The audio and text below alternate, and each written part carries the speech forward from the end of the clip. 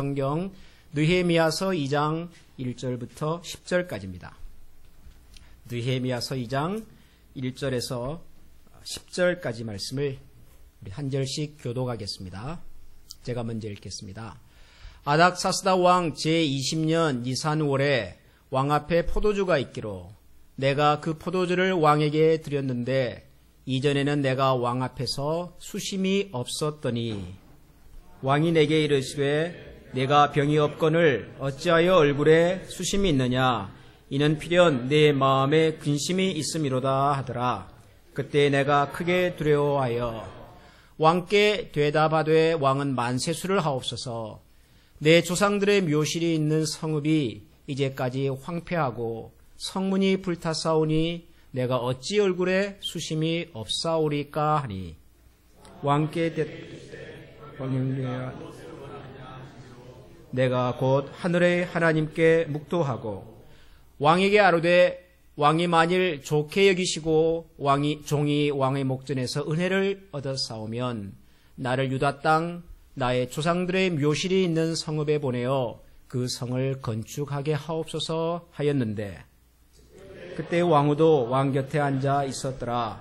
왕이 내게 이르시되 내가 몇 날에 다녀올 길이며 어느 때에 돌아오겠느냐 하고 왕이 나를 보내기를 좋게 여기시기로 내가 기한을 정하고 내가 또 왕에게 아뢰되 왕이 만일 좋게 여기시거든 강 서쪽 총독들에게 내리시는 조서를 내게 주사 그들이 나를 용납하여 유다에 들어가기까지 통과하게 하시고 또 왕의 삼림감독 아삽에게 조서를 내리사 그가 성전에 속한 영문의 문과 성곽과 내가 들어갈 집을 위하여 들보로 쓸 제목을 내게 주게 하옵소서 하매 내 하나님의 선한 손이 나를 도우심으로 왕이 허락하고 군대 장관과 마병을 보내어 나와 함께 하게 하시기로 내가 강 서쪽에 있는 총독들에게 이르러 왕의 조서를 전하였더니 호론 사람 산발랏과 종이었던 암몬 사람 도비야가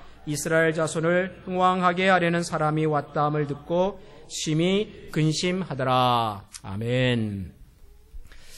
지난주까지 창세기에 나오는 야곱의 인생을 우리가 한 석 달 정도에 거쳐서 시리즈로 말씀을 들었습니다. 야곱 시리즈 설교가 끝나면 어떤 주제로 설교를 할까 생각하다가 이 느헤미야라고 하는 사람에 대해서 좀 살펴보기로 했었습니다.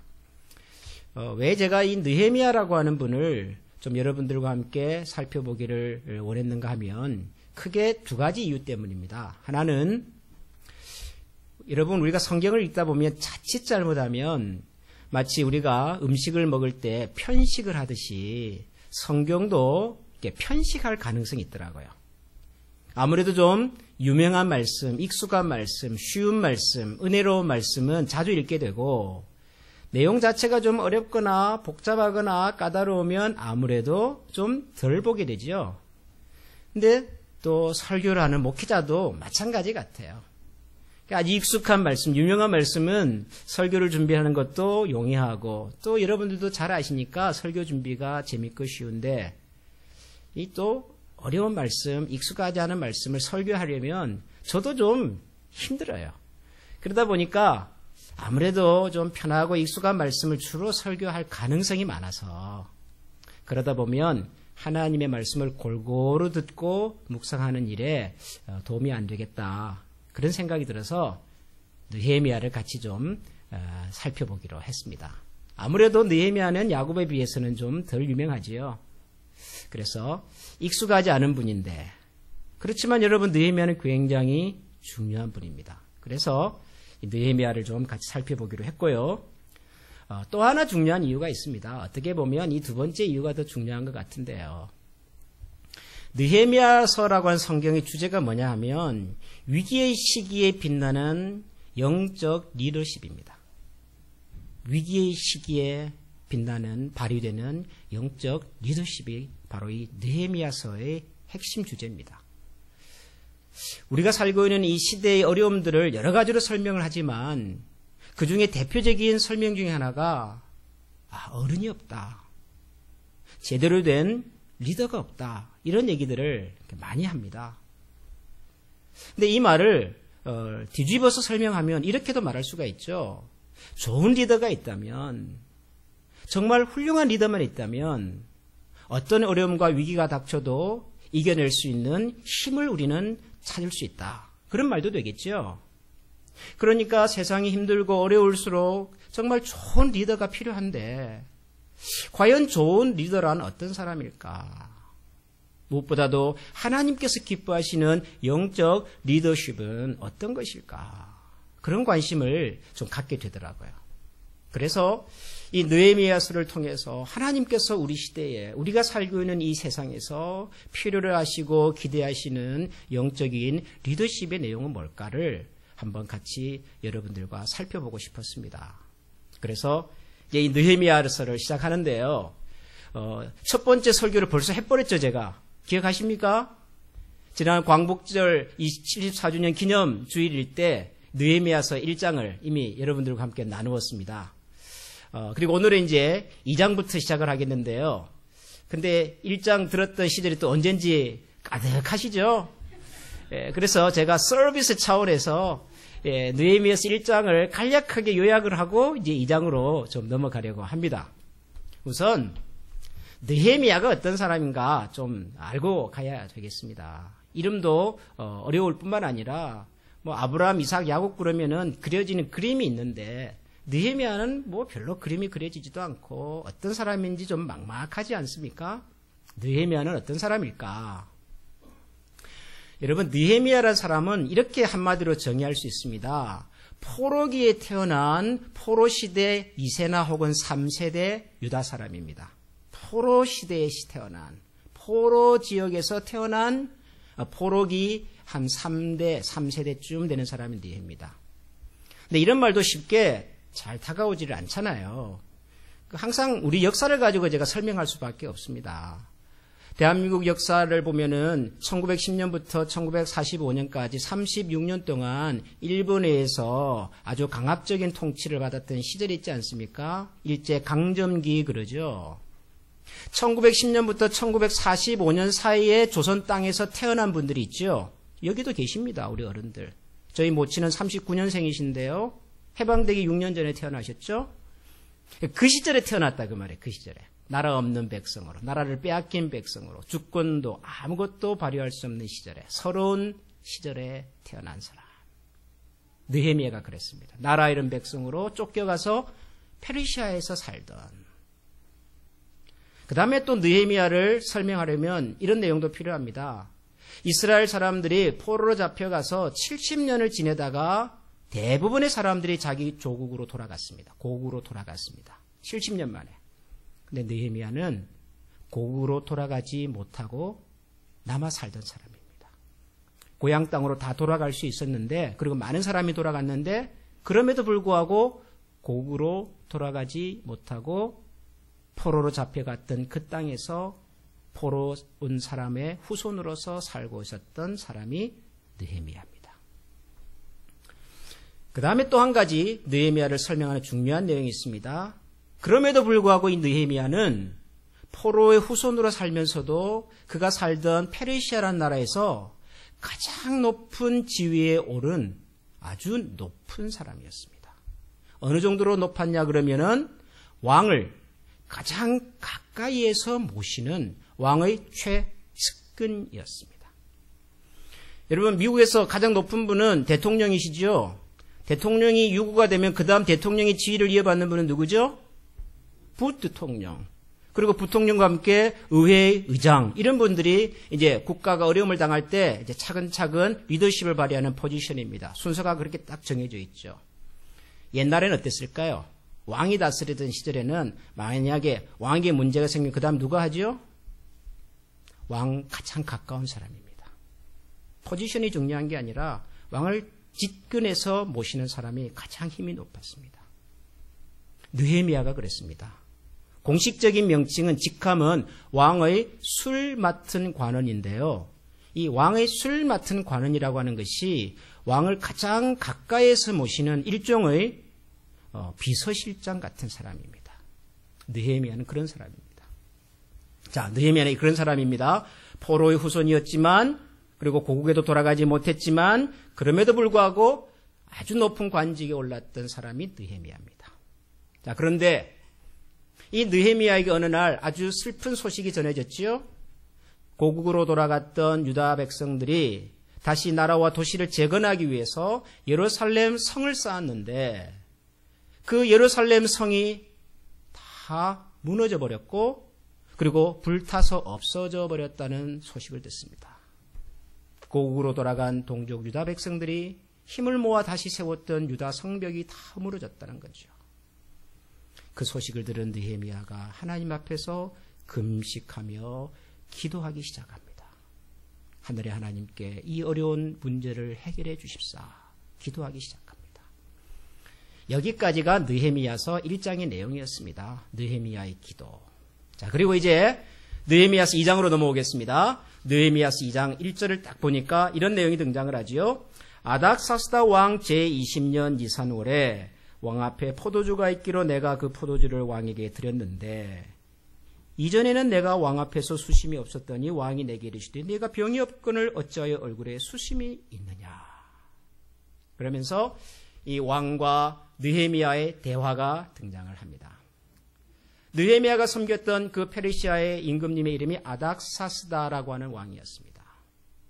자기 직분이 술 맡은 관원이었기 때문에 그날도 평소와 같이 왕에게 포도주를 준비해서 왕에게 섬기는 그런 일을 하고 있는데 왕이 느헤미야에게 이런 얘기를 갑자기 합니다. 느헤미야야,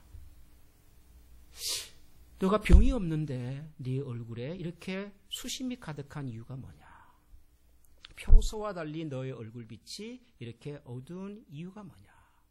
왕이 느헤미야에게 이렇게 물었습니다. 여러분, 참 이 대화는 아주 따뜻한 대화입니다. 참 마음이 훈훈해지는 대화입니다. 요즘도 만약에 제일 높은 지위에 있는 리더가, 대통령이, 회사의 CEO가 간부를 불러놓고 아니 어제까지 괜찮아 보이던데 요즘 얼굴이 좀 안 좋으시네요. 무슨 일이 있습니까? 그렇게 물어준다면 아랫사람 입장에서 얼마나 고마운 이야기입니까? 그렇죠?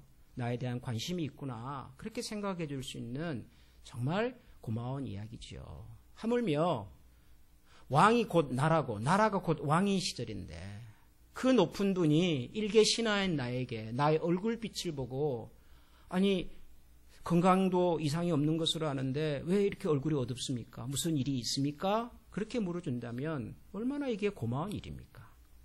느헤미야가 왕으로부터 얼마나 사랑을 많이 받고 있었는가 하는 것을 미루어 짐작할 수 있는 그런 대화죠. 그런데 여러분, 이 대화는 또 다른 측면에서 보면 굉장히 심각한 대화일 수도 있습니다. 왜냐하면 여러분, 옛날에 왕이 혼자서 나라를 다스리던 시절에 이 왕들에게 있어서 가장 큰 고민과 걱정이 뭔 줄 아십니까? 옛날에 왕 혼자서 나라를 다스리던 시절에 우리나라 같으면 조선시대나 고려시대나 서양 역사 같으면 로마의 황제들이 다스리던 그런 시절에 한 나라의 왕이나 황제가 항상 고민하고 항상 염려하는 것이 뭔 줄 아십니까? 혹시 나를 혹시라도 내 주변에 누가 나를 암살하지 않을까? 내 생명을 해치려고 들지 않을까? 왕들은 항상 그런 걱정과 근심이 많았다고요. 그래서 로마 시대 역사를 읽어보면 로마의 황제들 중에는요, 자기 주변에 나를 해치려는, 나를 죽이려는 사람들이 너무 많다는 생각에 사로잡혀가지고 이 정신 분열 증상을 일으켜가지고요, 보통의 사람들이 생각도 못하는, 상상도 못하는 그런 이상한 행동들을 하고 그랬단 말이에요. 항상 정신적으로 그런 스트레스가 있어. 혹시 나를 죽이려 하지 않을까?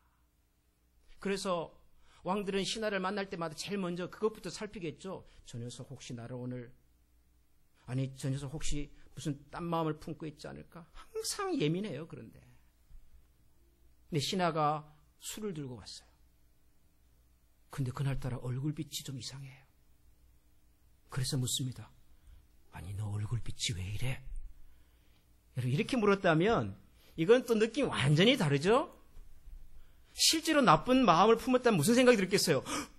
아니, 어떻게 내 마음을? 그럴 수 있는 대화예요, 이 대화가. 그러니까 여러분 이 대화가 한편으로는 굉장히 따뜻하고 훈훈한 대화지만 또 다르게 보면요.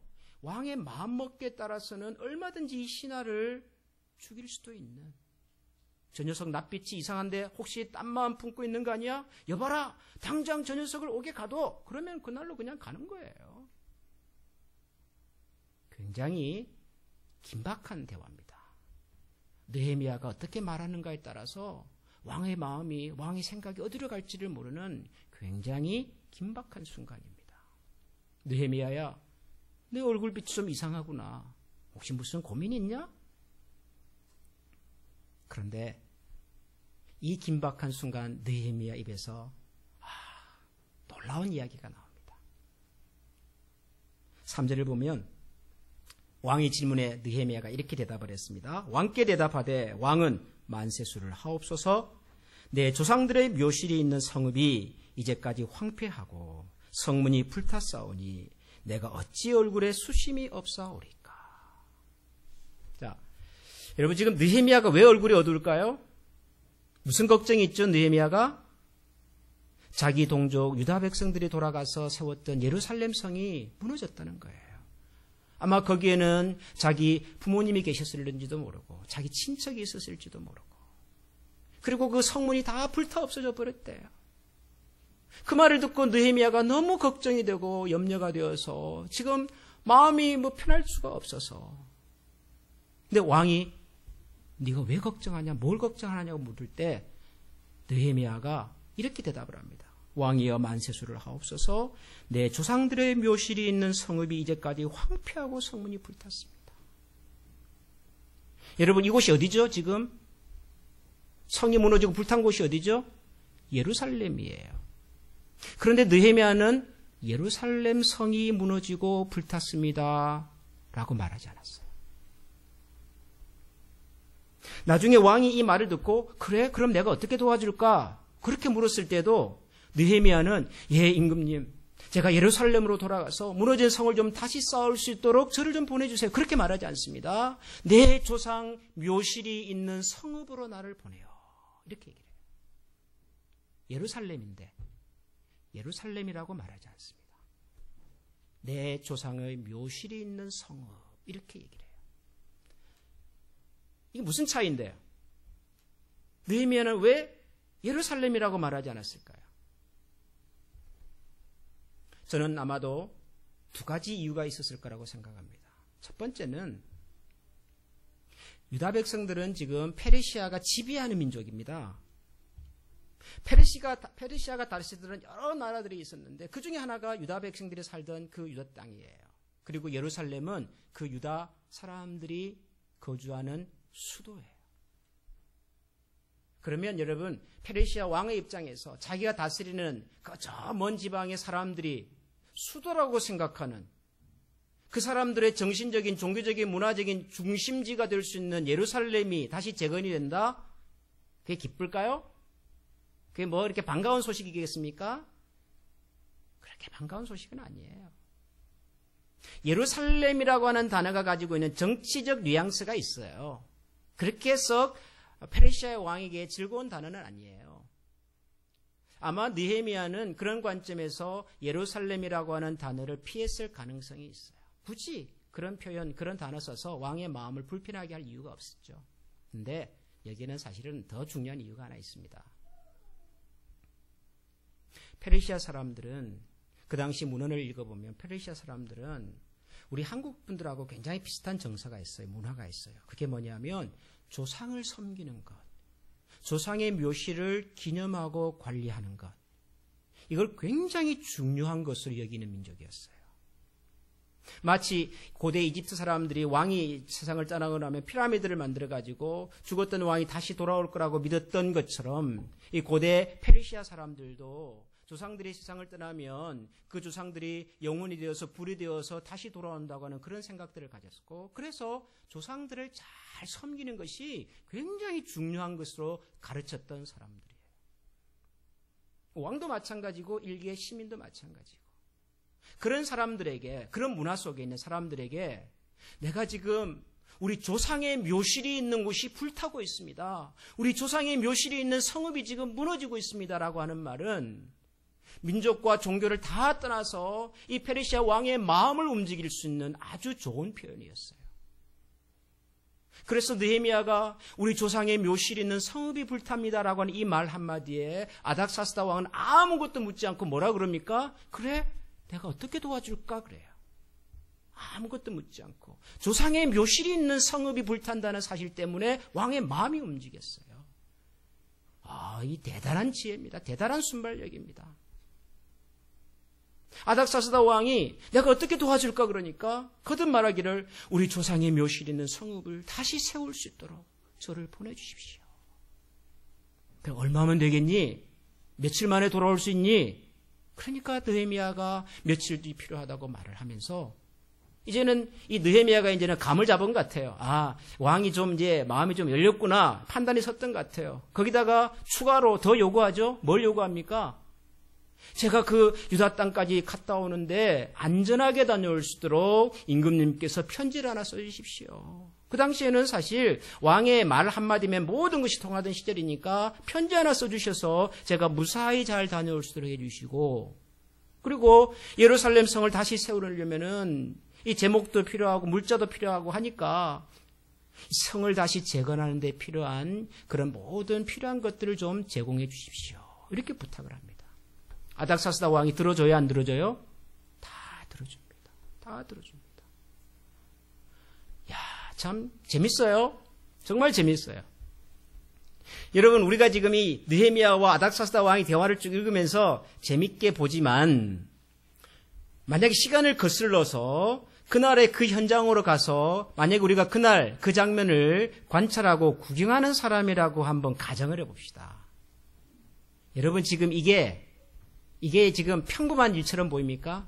이게 이렇게 지금 술술 풀릴 수 있는 일입니까? 페르시아 제국, 이 페르시아라고 하는 나라를 여러분들이 이렇게 잘 모르실 수 있는데요. 대단한 나라입니다, 여러분. 대단한 나라. 우리는 이제 한국 사람이고, 그리고 한국의 이제 역사와, 그리고 또 우리는 서양의 역사를 배우면서 서양의 위대한 나라들의 역사를 많이 알다 보니까 뭐 페르시아, 뭐 이런 바벨론 이런 나라 성경에서나 가끔 나오는 나라들이지 우리가 잘 몰라요. 얼마나 위대한지. 여러분, 페르시아는 위대한 나라입니다. 대단한 나라입니다. 우리가 사용하는 숫자 1, 2, 3, 4가 어디서 왔어요? 그 동네에서 왔어요. 아라비아 숫자라고 부르잖아요.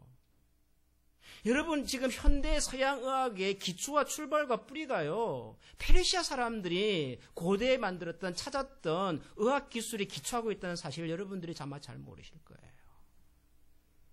옛날 유럽은요, 이 페르시아 사람들의 관점에서 보면 아주 미개한 사람들이 살던 곳이었어요.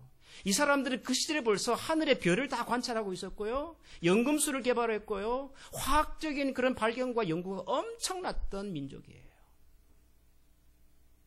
그 나라의 왕이에요. 페르시아 왕이에요. 그런데 그 왕이 일개 신하의 안색을 보고 걱정이 많아 보인다. 저희 조상의 묘실이 있는 성읍이 불타고 있습니다. 그 말 들었다고. 그래? 내가 보내줄게. 뭐가 필요하니? 말만 해봐. 여러분, 이게 상식적인 대화가 아니에요, 여러분. 설령 느헤미야가 자기 고국에 있는 예루살렘이 불타고 있어서 정말 자기가 가서 뭐라도 좀 도와주고 싶은 마음이 아무리 있어도, 여러분, 어떻게 느헤미야가 감히 페르시아 왕 앞에 나아가서 임금님, 저희 조국, 저희 동족들이 지금 이런 어려움을 당하고 있는데 저에게 한 3박 4일 휴가를 좀 주시면 안 되겠습니까? 여러분, 어떻게 그런 얘기를 해요? 왕 앞에 나가서. 어느 신하가 감히 왕 앞에 나가서 이런 자기의 개인적인 사소한 얘기를 하냔 말이에요. 못해요. 그런데도 불구하고 아닥사스다 왕이 먼저 느헤미야의 안색을 물어보고, 걱정과 수심을 물어보고, 내가 도울 수 있는 일이 뭐냐고 물어보고, 느헤미야가 말하는 그대로 모든 것을 허락하고 있어요. 여러분, 이걸 정상적으로 보시면 안 돼요. 이게 자연스럽게 평범한 이야기로 보시면 안 돼요. 이거는 놀라운 일이에요. 이럴 수가 없어요. 이럴 수가 없어요. 느헤미야도 알았어요. 아닥사스다 왕이 자기에게 이렇게 호의를 베풀어 주는 것이 이게 보통 일이 아니라는 것을 알았어요. 그래서 뭐라고 말한 줄 아십니까? 여러분, 8절을 한번 보세요. 또 왕의 삼림 감독 아삽에게 조서를 내리사 그가 성전에 속한 영문의 문과 성곽과 내가 들어갈 집을 위하여 들보로 쓸 제목을 내게 주게 하옵소서 하며 그 다음 말을 한번 보십시오. 다 같이 시작. 내 하나님의 선한 손이 나를 도우심으로 왕이 허락하고. 누가 아닥사스다의 마음을 이렇게 바꿨죠? 누가 아닥사스다 왕으로 하여금 나에게 모든 소원을 이렇게 들어주려고 했냔 말이에요. 하나님의 선한 손이. 내 하나님의 선한 손이 나를 도우사. 느헤미야가 알았어요. 하나님께서 도우셨구나. 근데 느헤미야가 이런 말을 하는 이유가 있어요. 이유가 뭐죠? 느헤미야가 기도했잖아요. 여러분 1장 제일 마지막에 있는 1장 11절 느헤미야가 자기 고국 예루살렘 성이 무너지고 성문이 불타고 있다는 소식을 듣고 그가 기도했던 내용 중에 굉장히 핵심적인 내용이 1장 11절에 이렇게 나와요. 주여 구하오니 귀를 기울이사 종의 기도와 주의 이름을 경외하기를 기뻐하는 종들의 기도를 들으시고 오늘 종이 형통하여 이 사람 앞에서 은혜를 입게 하옵소서. 이 사람 앞에서 은혜를 입게 하옵소서. 이 사람이 누구예요? 그가 모시는 섬기는 아닥사스다 왕이었어요. 그런데 저는 이 내용을 읽으면서 아주 재미있는 것을 한 가지 발견했습니다. 그게 뭐냐면 여러분 느헤미야서 1장 1절 제일 첫 구절을 보면은 이제 느헤미야가 왕궁에서 왕을 모시고 있을 때 예루살렘이 지금 무너지고 불탔다는 소식을 듣고 이제 기도하는 그 얘기가 나와요. 그 1절에 보면 이렇게 나옵니다. 하가라의 아들 느헤미야의 말이라 아닥사스다 왕 제20년 기슬르월에 내가 수상궁에 있는데 내 형제들이 가운데 하나가 와서 이러이러했다 그래요. 그 시간이 나와요. 시간이 언제요? 기슬르월. 기슬르월은요, 그 당시 달력 개념인데 지금 같으면 11월과 12월이에요. 지금 같으면 기도했어요. 소식을 듣고. 그런데 2장 1절로 보면 이제 왕과 느헤미야의 대화가 있었던 그날입니다. 아닥사스다 왕 제20년 니산월에 왕 앞에 포도주가 있기로. 그러니까 우리가 지금 살펴보고 있는 이 왕과 느헤미야의 대화가 있었던 때가 언제예요? 니산월이에요. 니산월은 지금으로 따지면 3월, 4월이에요. 언제 기도를 시작했죠? 11월 달에 혹은 12월쯤에 기도했어요. 지금 이 일은 언제 일어나죠? 3월 혹은 4월에 일어났어요. 어느 정도의 시간차가 있죠? 대략 한 4개월 정도의 시간의 차이가 있어요. 무슨 얘기일까요? 지난 4개월 동안 느헤미야가 뭐 했다는 얘기입니까? 기도했다는 얘기입니다. 느헤미야가 지난 4개월 동안 하나님 앞에서 이 무너진 예루살렘 성과 불타고 있는 예루살렘 성에 대한 얘기를 듣고 하나님 앞에서 무려 4개월 동안 기도했다는 거예요. 그냥 기도하고 뭐 밥 먹을 때 기도하고 잠자기 이럴 때 기도하고 그냥 끝내버린 것이 아니라 4개월이 지난 어느 날 왕 앞에 섰을 때 왕이 보기에도 느헤미야의 마음과 머릿속에 뭔가 복잡하고 어려운 일이 있구나라는 것을 감지할 수 있을 만큼 느헤미야는 4개월 동안 기도하고 자기가 기도하는 그 일에 자기의 모든 생각과 마음을 쏟아붓고 있었다. 그리고 그가 기도하던 어느 날 자기가 시작하지도 않았어요. 아니 어떻게 신하가 왕 앞에 나가서 휴가 달라는 얘기를 하냔 말이에요. 아무리 마음이 꿀떡같이 있어도. 그런데 아니 뜻밖의 왕이 먼저 얘기를 했어요. 왕이 먼저 물어봤어요. 너 얼굴이 좀 이상하구나. 걱정 있니? 왕이 물어보니 대답을 해야죠. 예, 있습니다. 사실은 저희 조상의 묘실이 있는 성읍이 불타고 있습니다. 그 말을 들은 왕이 그러냐? 그럼 당장 너가 가서 뭔가를 해야 되지 않겠냐? 며칠이면 필요하냐? 예, 임금님 제가 혼자 간다고 성을 쌓을 수가 없으니 제가 갈 때 안전하게 갔다 올 수 있도록 해주시고 성을 다시 쌓는 데 필요한 물자도 좀 제공해 주시고. 이 모든 대화의 시작과 뿌리가 느헤미야는 하나님의 선한 손의 도우심이라고 고백하고 있는 거예요. 하나님 제가 이 사람 앞에서 은혜를 입게 해주시옵소서라고 기도하기 시작한 이후로 지난 4개월 동안 하나님 앞에서 어쩌면은 밤잠을 설쳐가면서 어쩌면은 식음을 철폐해가면서 이 문제 해결해달라고 하나님 앞에서 간절히 기도했던 그의 기도가 기가 막힌 방법으로 이렇게 응답이 되었단 말이에요. 상상할 수 없는. 사랑하는 성도 여러분, 제가 이 느헤미야서라는 성경의 핵심 주제가 위기의 시기에 빛나는 영적 리더십이라고 말씀을 드렸는데, 여러분, 리더십의 본질이 뭘까요? 우리가 기대하고 우리가 필요로 하는 영적인 리더십의 그 본질이 뭐예요? 사람들은 리더십 그러면 지도력 그러면은 뭔가 대단한 일을 할 수 있는 능력이라고 생각을 합니다. 그것이 뭐 포지션일 수도 있고, 그것이 돈일 수도 있고, 그것이 사람들을 끌어모을 수 있는 그런 영향력일 수도 있어요. 느헤미야에게는 돈이 없습니다. 느헤미야에게는 파워도 없습니다. 느헤미야는 많은 사람들을 불어모을 수 있는 그런 힘도 없어요. 그럼에도 불구하고 무너진 예루살렘 성을 다시 세워가고 무너진 이스라엘 백성들의 마음을 다시 세워가는 일에 하나님께서 느헤미야를 쓰실 때 가장 먼저 보신 것이 바로 느헤미야의 기도였다.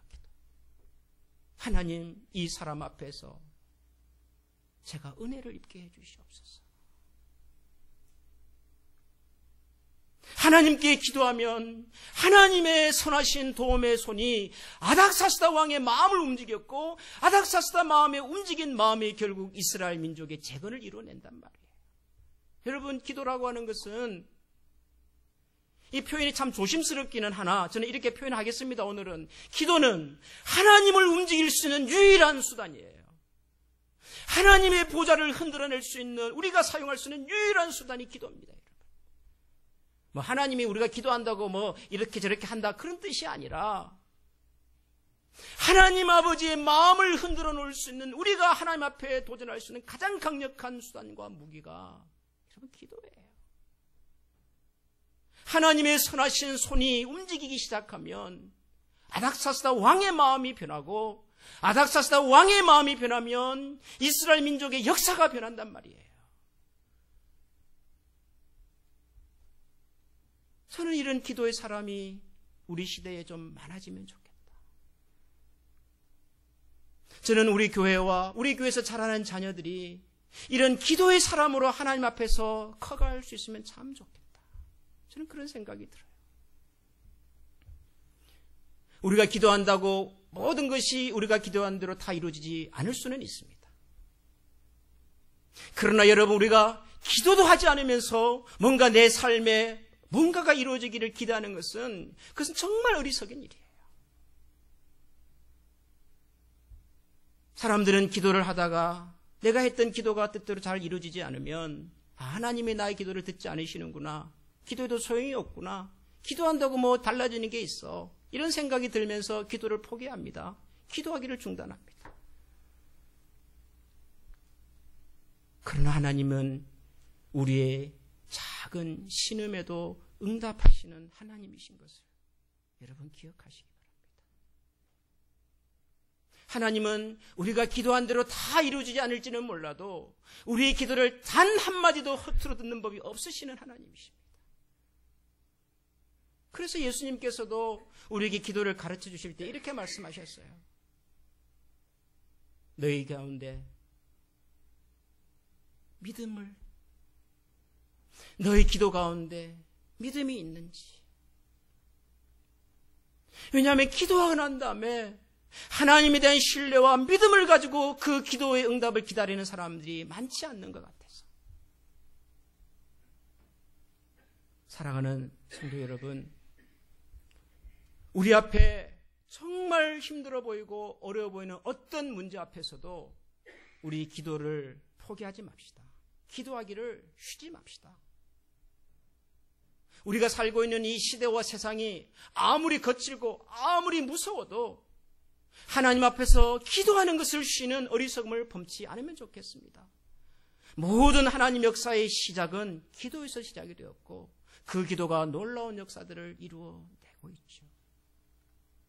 빌리 그레엄 목사님이 언젠가 이런 말씀을 하셨어요. 빌리 그레엄 목사님은 20세기 전 세계의 영적 부흥의 선봉에 섰던 위대한 기독교의 지도자 중에 한 분 아니십니까? 그분이 이런 얘기를 했어요. 지금부터 수십 년 전에 하나님께서 경험도 없고 미숙한 몇몇 사람들을 불러서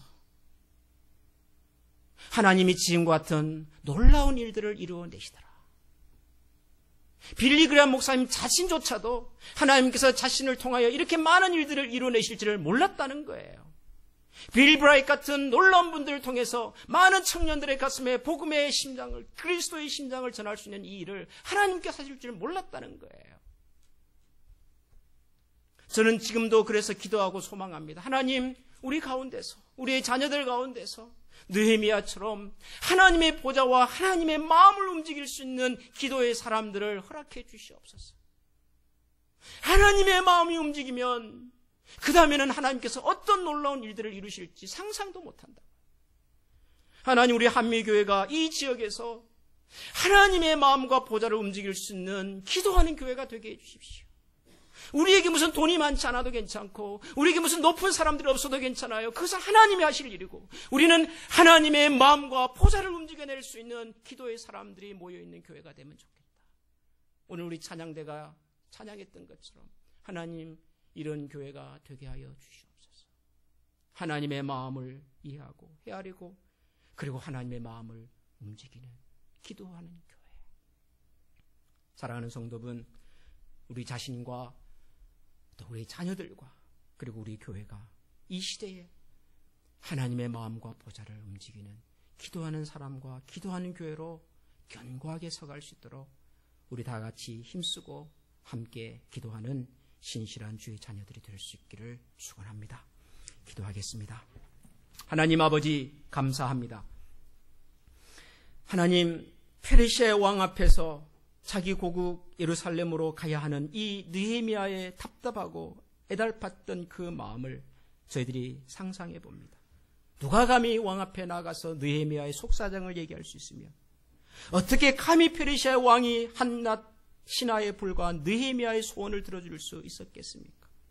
상상도 할 수 없는 일이었지만, 그러나 느헤미야의 기도를 들으셨던 하나님의 선한 손길이 역사하셔서 아닥사스다 왕의 마음을 움직이셨고 황폐했던 예루살렘 성이 다시 재건될 수 있는 길을 열어주셨습니다. 하나님, 우리가 살고 있는 이 세상이 무너지는 것 같습니다. 하나님, 우리 자녀들이 살아야 할 이 세상이 무너지는 것 같습니다. 기초가 흔들리는 것 같습니다. 우리가 믿었고 우리가 지켜왔던 우리의 삶의 가치와 기준들이 모두 다 무너지는 것 같은 암울한 세상을 저희들이 살아가고 있습니다. 하나님 아버지, 오늘 저희들에게 은혜를 베푸셔서 다시 한번 이 무너져가는 세상을 온전히 세워갈 수 있는 신실한 주의 사람들을 허락해 주시고 세상 사람들로부터 여러 가지 이유 때문에 지탄을 받는 하나님의 교회와 백성들이 다시금 하나님의 영광과 거룩함을 드러낼 수 있는 교회와 성도들로 우뚝 세워질 수 있도록 하나님, 저희들에게 은혜를 더하여 주시옵소서. 그럴 수 있도록 하나님, 저희들로 하여금 무릎을 꿇게 하시고 기도하는 사람들을 허락해 주시고 기도하는 교회가 되게 하셔서 우리 앞에 펼쳐지는 어떠한 난관과 어려움도 능히 감당해낼 수 있는 이 시대에 하나님의 신실한 백성들 다 되게 하여 주옵소서. 우리 구주 예수 그리스도 이름으로 기도합니다. 아멘. 우리 다 같이 일어나서 우리 찬양 같이 하겠습니다. 하나님의 사랑을 사모하는 사람, 하나님의 평안을 바라보는 사람, 우리 창조주 하나님께 우리의 마음을 올려드리면서 우리 찬양 같이 하겠습니다.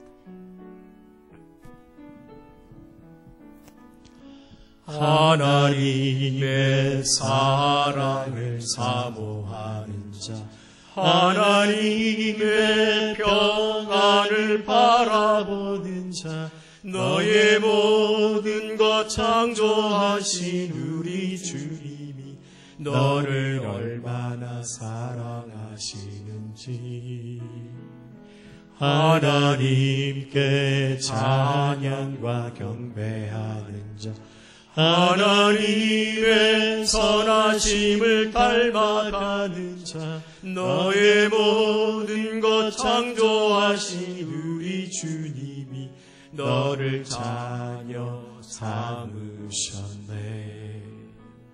하나님 사랑의 눈으로 너를 어느 때나 바라보시고 하나님 참 귀로서 언제나 너에게 기울이시니 어두움에 밝은 빛을 빛을 비춰주시고 너의 작은 신음에도 응답하시니 너는 어느 곳에 있든지 주를 향하고 주만 바라볼지라. 하나님의 사랑의 눈으로 하나님 사랑의 눈으로 너를 어느 때나 바라보시고 하나님 인자한 귀로서 언제나 너에게 기울이시니 어두움에 밝은 빛을 비춰주시고 너의 작은 신음에도 응답하시니 너는 어느 곳에 있든지 주를 향하고 주만 바라볼지라. 주만 바라볼지라.